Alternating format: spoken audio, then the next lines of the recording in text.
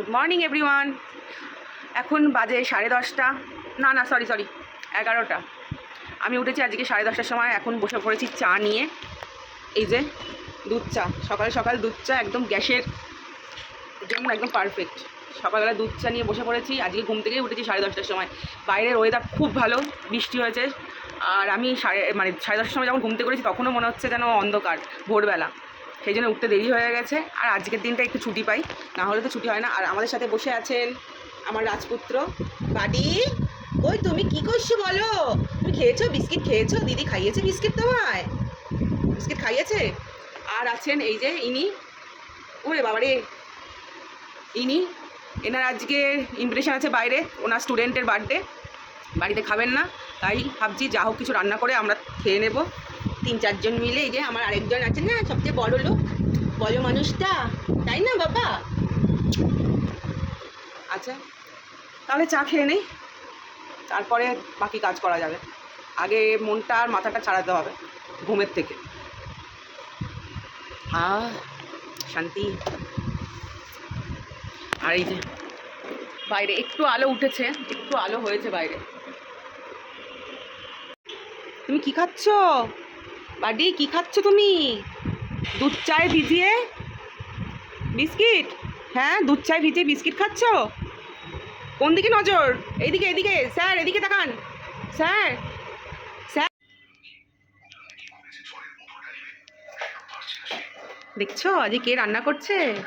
আজকে তার নেমন্তন্ন, সেই জন্য সে আমাদের জন্য রান্না করে দিয়ে যাচ্ছে। হেভি টেস্টি রান্না করে আমার সোনা। আহা, করো করো। আজকে মায়ের ছুটি, তাই তো? হ্যাঁ, দেখি দেখি তাকিয়ে বল, মায়ের ছুটি আজকে। বিশ্বাস করে না লোকে যে তুই রান্না করিস, বুঝলি? কেউ বিশ্বাস করে না যে তুই আমাকে রান্না করে খাওয়াস। হাফ প্যান্ট পরে রান্না করে দিদি। এই যে ইনি এখন যাচ্ছেন স্টুডেন্টের বার্থডেতে। একটু লিপস্টিকটা দেখা, একটুখানি লিপস্টিকটা দেখা, তারপর আরেকটা দিতে হয়। এই যে আমার সাজানোর লোক, উনি আমাকে সাজিয়ে দেন, আমি সাজতে পারি না, করতে হয়। টাটা, সাবধানে যাবে। যাচ্ছে টিচার দিদি যাচ্ছে একদম টিচারের মতো সেজে, বাড়িতে হাফ প্যান্ট আর বাইরে হচ্ছে একদম সালোয়ার পরে যাচ্ছে। তুমি আবার আমার জুতো, এই যে ও আমারটা ছাড়া ও কিচ্ছু দেখতে পায় না। ও আমার জিনিস ছাড়া কিছু দেখতে পায় না, কিন্তু আমার থেকে 1 সাইজ বড় পড়ে সব কিছু। টাটা, গিয়ে কল করবে। প্রায় 3টে, আমি করতে বসেছি লাঞ্চ। আজকে আমি তো রান্না করিনি, আজকে আমার সোনা রান্না করে দিয়েছিল ডিমের কষা ভাত, ওরাই খেয়েছে। আমার ছোটো মেয়ে, আমার হাজব্যান্ড, ওরাই খেয়েছে। আর আমি খেয়েছি হচ্ছে, তোমাদেরকে দেখাচ্ছি, খেয়েছি না খাচ্ছি, দেখতে পাচ্ছ? সরি, এই যে এখানে আছে পান্তা ভাত, দই, আর এখানে ডিম, আলু, পেঁয়াজ আর লঙ্কা ভাজা।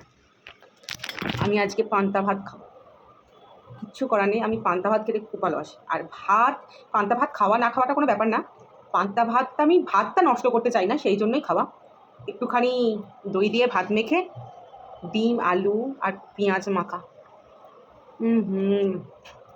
এটা খাওয়ার পর যে পরিমাণে ঘুম হবে না, কেউ বিশ্বাস করে না যে পান্তা ভাত খেয়ে এত সুন্দর ঘুম হতে পারে। শান্তির ঘুম, আমি খুব ভালোবাসি খেতে। ডিম কুচি, পেঁয়াজ, আর এখানে আছে দই আর পান্তা। আগে লঙ্কা, পরিমাণ মতো তো নুন তো সবাই নেবে। আমি দই দিয়ে পান্তা ভাত খেতে বিভৎস ভালোবাসি, মানে খুব ভালোবাসি। আমি আমার বান্ধবীদের বলেছি একদিন দই দিয়ে পান্তা খেয়ে দেখবি, ওরা বলছি না দই দিয়ে পান্তা খাবো না। আমি একবার পান্তা দিয়ে মুড়ি দিয়ে খেয়ে দেখবি, ওরা বলছে তাও খাবো না। আমি খাই, এই উটপটাং খাবারগুলো আমি খাই, আর ওরা এগুলো খেতে ভয় পায়। তোমরা কে কে খাও সেটা বলো আমাকে, যে পান্তা দিয়ে দই দিয়ে কে খাও, আর পান্তা দিয়ে মুড়ি দিয়ে কে খাও। পান্তা দিয়ে মুড়ি দিয়ে খেতেও খুব ভালো লাগে। ভালো জিনিসগুলো কেন যে কেউ খায় না বুঝি না। ঠিক আছে, শান্তি করে খেয়ে নেই, একটু শোবো, কেন পান্তা খেয়ে না শুলে নয়।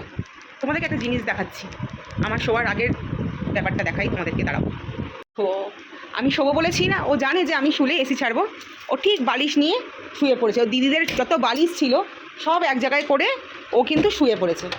মানে কি বলবো এই ছেলেটাকে। আয় বাড়ি, আমি এসি ছাড়বো না তো বাবা। তুই কি করবে? আমি এসি ছাড়বো না তো।